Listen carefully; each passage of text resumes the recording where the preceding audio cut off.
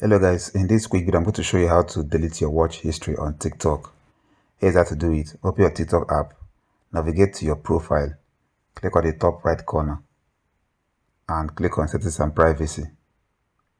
You have to click on activity center, click on watch history. At the top right corner, click on select.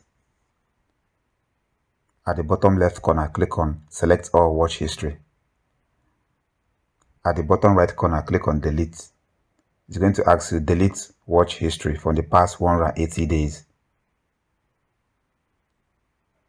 Click on delete. As you can see right here, all your watch history has been deleted. No watch history available. That's how you delete your watch history on TikTok. That's all for this video. See you guys in the next one.